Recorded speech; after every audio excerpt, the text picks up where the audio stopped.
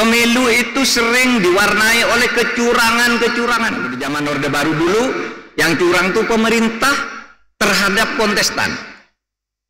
Sekarang kontestan lain curang terhadap kontestan lain.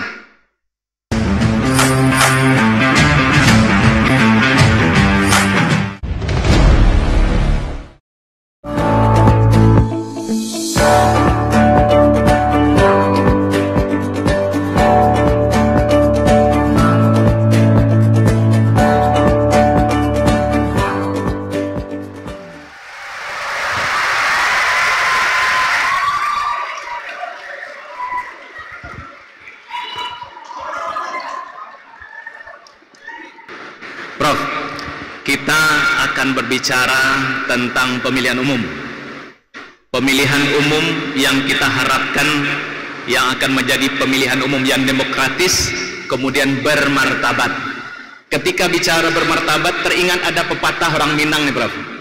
Jadi pepatah orang Minang itu begini. Singgah dahulu di lubuk bangku, batang lampasi muaro lasa. Basilang kayu di bawah tungku, di situ nasi mangkonyo masak. Jadi kayu bersilang di bawah tungku, maka nasi jadi masak. Jadi walaupun orang berbeda-beda, tujuannya sama, nasi menjadi masak. Jadi pemilu nanti mungkin akan berbeda, akan ada perbedaan jalan dan lain-lain, tapi tujuan sama, yaitu supaya nasi kita masak, kesejahteraan bangsa. Kita ingin mau mendengar dari Prof, bagaimana tentang pemilu demokratis dan bermartabat. Kuliah umum saya ini adalah reguler, rutin, bukan kuliah politik praktis. Oleh sebab itu di sini tidak ada kampanye untuk pemilu, tapi kuliah tentang pemilu. Saudara, kita bicara pemilu. Pemilu adalah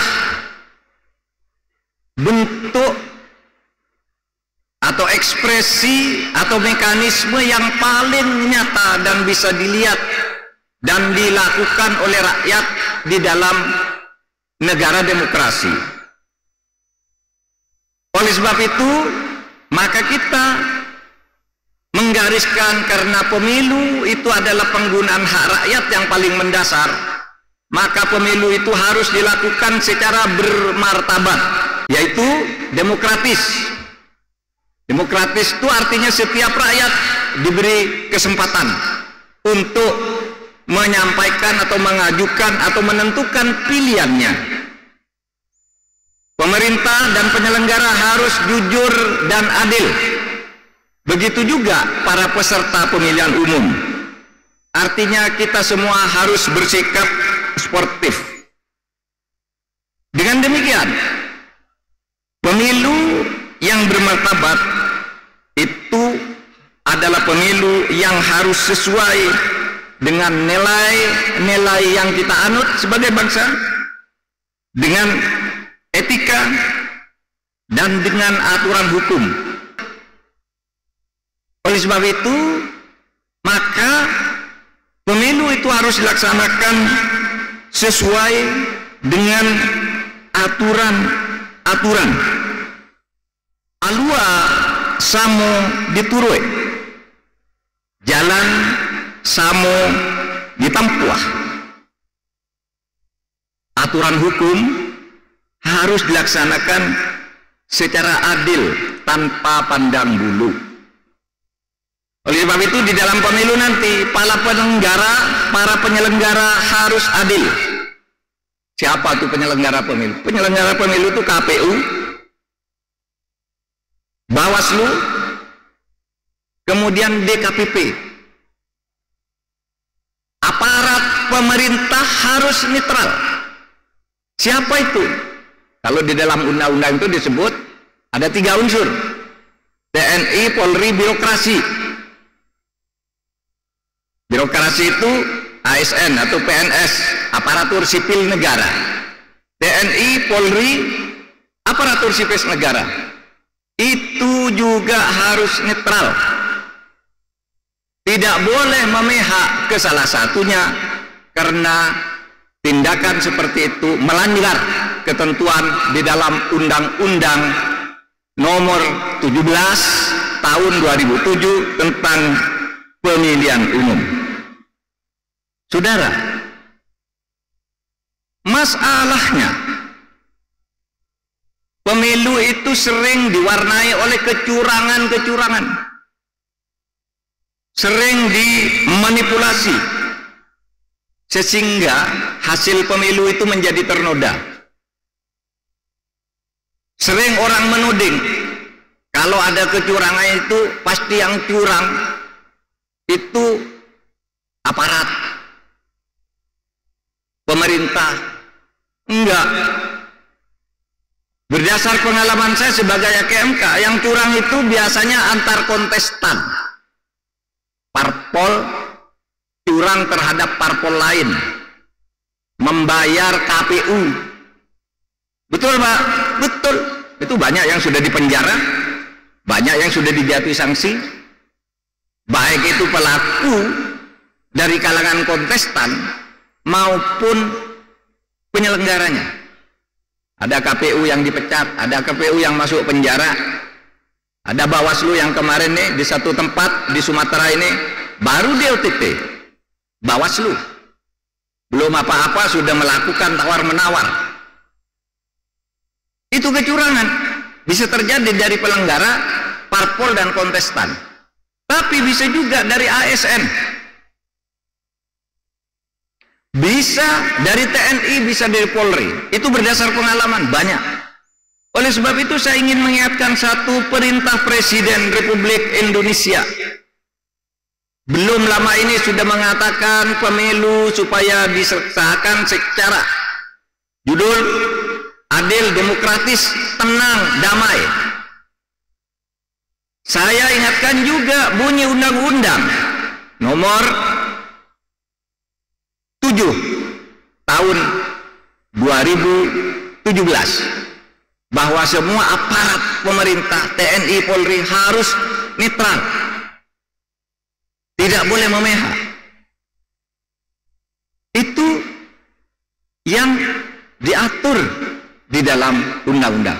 Saya ingatkan juga bahwa Kapolri juga sudah membuat surat edaran dan memerintahkan agar seluruh jajaran Polri itu netral. Bahkan yang saya baca surat edarannya itu, anggota Kapolri tidak boleh menerima, memberi atau menyalurkan dana partai politik pemilu, tidak boleh juga membantu secara sepihak partai politik. Itu jelas yang ditulis oleh Kapolri belum lama ini, supaya itu diingat, rakyat akan menilai. Panglima TNI juga baru saja mengatakan bahwa TNI itu netral, semua dilayani secara sama, karena siapapun yang terpilih nanti adalah pemimpin atau wakil rakyat Indonesia yang harus kita beri kesempatan untuk berbakti kepada bangsa dan negara. Menpan RB juga sudah mengeluarkan surat ASN harus netral. Nah, oleh sebab itu nih yang harus kita ikuti agar pemilu itu bermartabat. Saudara, masalah lain, kalau tadi netralitas, yang sering jadi masalah itu yang lain adalah kecurangan antar kontestan. Jadi beda pemilu sekarang dengan pemilu di zaman Orde Baru. Kalau di zaman Orde Baru dulu yang curang itu pemerintah terhadap kontestan. Sekarang kontestan lain curang terhadap kontestan lain. Partainya ini ya, saya misalnya nih, saya ikut pemilu bersama Pak Yuliandri gitu. Kemudian ada juga Pak Suharyono misalnya. Pak Yuliandri misalnya mendapat suara 30.000. Untuk memperoleh satu kursi suaranya harus 35.000.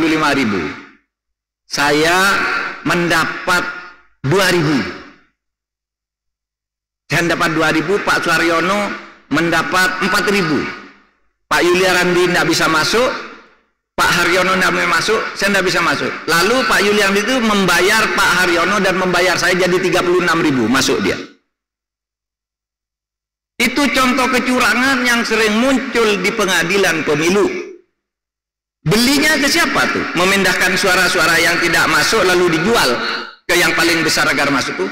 Belinya kepada TPS, KPPS, kelompok panitia pemungutan suara. Beli di situ, transaksinya di situ. Itu berdasar pengalaman.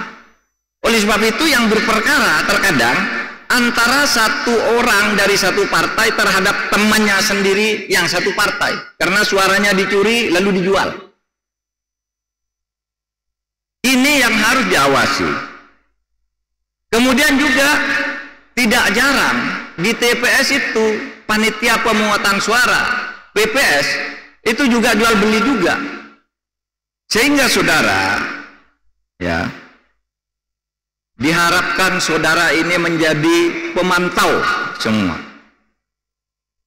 Mungkin Pak Rektor bisa mengkoordinir agar membentuk barisan-barisan pemantau ke setiap TPS. Memantau, diviralkan aja. Ini hitungannya di TPS sekian ada masalah, viralkan langsung.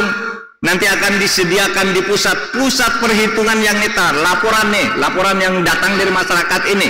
Sekarang kok di kecamatan berubah, kok di kabupaten berubah. Di mana ini masalahnya akan ketahuan. Saudara, bukan hanya itu. Kalau cara penghitungan mungkin lebih gampang dikontrol seperti itu. Misalnya Pak Rektor menyediakan 100 HP, udah kamu ke 100 TPS, nanti perhitungannya dijepret, potret, divideokan, hasilnya terakhir bagaimana, kirim ke pusat penghimpun data netral di Jakarta. Itu gampang kalau cuma begitu. Tetapi proses menuju pencoblosan itu juga harus dikawal, bukan hanya di TPS.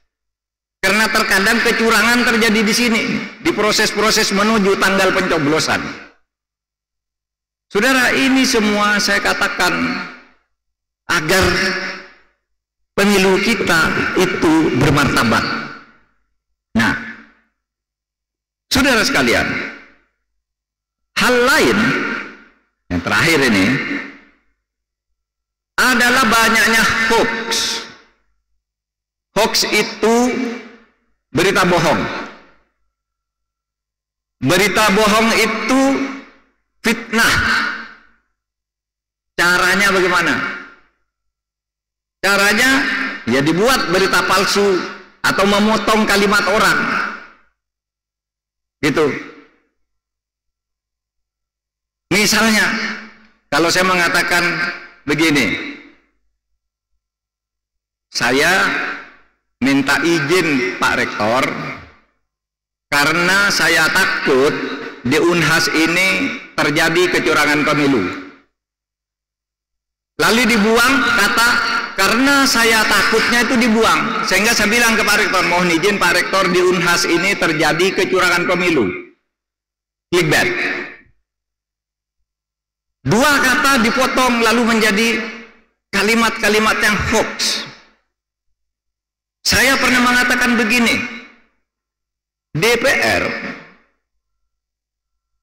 tidak setuju LGBT itu dilarang oleh undang-undang. DPR tidak setuju LGBT itu dikriminalisasi di dalam kitab undang-undang hukum pidana, karena menurut DPR LGBT itu adalah kodrat. Di dalam diskusi di DPR itu kodrat manusia, LGBT itu. Lalu dipotong kalimatnya, menurut Mahfud LGBT itu kodrat, padahal saya bilang menurut DPR. Lalu wartawannya nulis Mahfud yang ngomong gitu, menurut DPR-nya dibuang. Itu hoax. Saudara, hati-hati, yang begitu tuh suka menimbulkan keributan-keributan yang tidak diharapkan. fitnah itu namanya black campaign, kampanye hitam. Ada juga kalau kampanye hitam dilarang, mengada-ada sesuatu yang tidak ada, itu ada hukumnya, bisa fitnah, pencemaran nama baik dan seterusnya dan seterusnya. Tapi ada kampanye, kalau di dalam agama itu ada dua istilah itu. Satu fitnah, yaitu mengatakan sesuatu yang sebenarnya tidak pernah terjadi. Yang kedua namanya ghibah. Ghibah itu apa? Ghibah itu memang betul terjadi apa yang dikatakan, tetapi itu masalah jelek yang seharusnya tidak dikemukakan. Misalnya ada orang mengatakan, Bapak A itu setiap hari berantem dengan istrinya, dan memang benar pernah berantem. Tapi kalau itu dikemukakan ke publik, keluarga ini tidak senang. Meskipun itu benar, maka di dalam agama itu ini disebut ghibah, sesuatu yang memang ada tetapi dikemukakan ke orang lain, padahal orang yang mengalami ini meskipun benar dia bersifat begitu, itu tidak senang kalau orang lain tahu. Hati-hati, Bapak itu kalau bepergian ngurok misalnya, memang ngurok. Kalau tidur di pesawat ngurok, memang ngurok, tetapi itu tidak bagus. Itu namanya black negative campaign. Memang betul, tapi tidak boleh itu dikampanyekan. Kalau black itu tidak ada, black campaign itu tidak ada, tapi diada-adakan, dipotong-potong. Nah, saudara sekalian, oleh sebab itu saya hanya ingin menyampaikan sebagai kesimpulan, dan sesudah ini mari kita berdiskusi, saudara, bahwa khusus untuk para mahasiswa dan kita semua yang hadir di sini, mari kita kampanyekan pemilu ini agar setiap warga negara yang mempunyai hak untuk memilih, setiap warga negara yang mempunyai hak untuk memilih, supaya datang ke TPS untuk memberikan suaranya. Jangan berpikir, Pak, Bu, calonnya tidak ada yang bagus, untuk apa saya milih?